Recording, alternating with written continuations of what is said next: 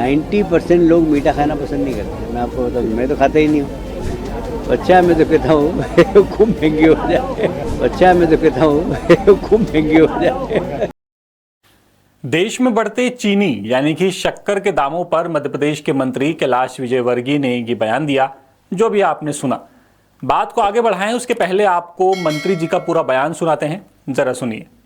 कल परसों शायद 70 थी, आज 60 हो गई और कम हो जाएगी।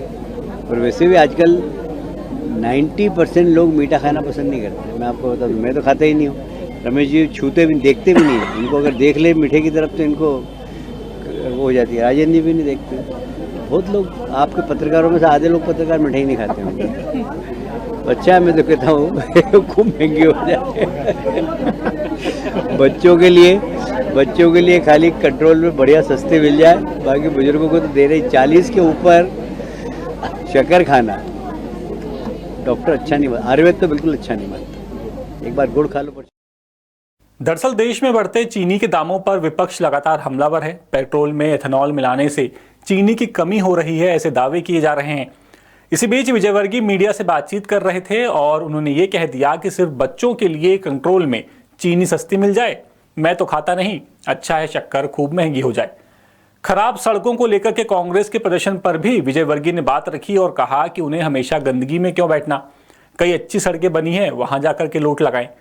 इसी बीच कांग्रेस विधायक जयवर्धन सिंह इंदौर पहुंचे हुए थे और बीजेपी पर उन्होंने भी कुछ हमले बोले हैं, जरा सुनिए।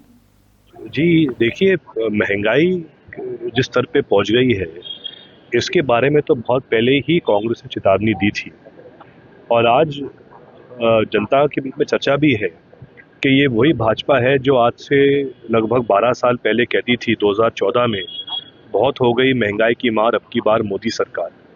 लेकिन 12 साल बाद देश की जनता अब ये कह रही है, मोदी है तो महंगाई है।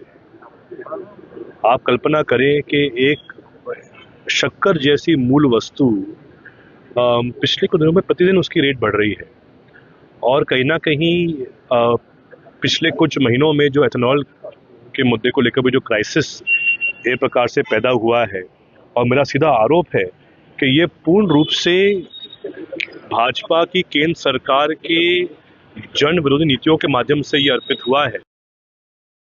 बता दें कि इसके पहले बीजेपी सांसद फग्गन सिंह कुलस्ते ने भी चीनी पर बयान दिया था और कहा था कि आजकल चीनी खाने वाले कम हो गए हैं क्योंकि ज्यादातर लोग शुगर की समस्या से जूझ रहे हैं।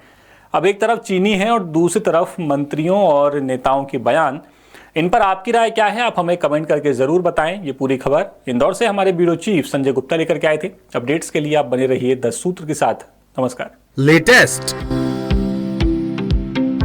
इन्वेस्टिगेटिव और इन डेप्थ खबरें देखने के लिए ज्वाइन कीजिए 10 सूत्र का व्हाट्सएप चैनल, सब्सक्राइब कीजिए यूट्यूब चैनल, लाइक कीजिए फेसबुक पेज और पढ़ते रहिए www.dasootra.com।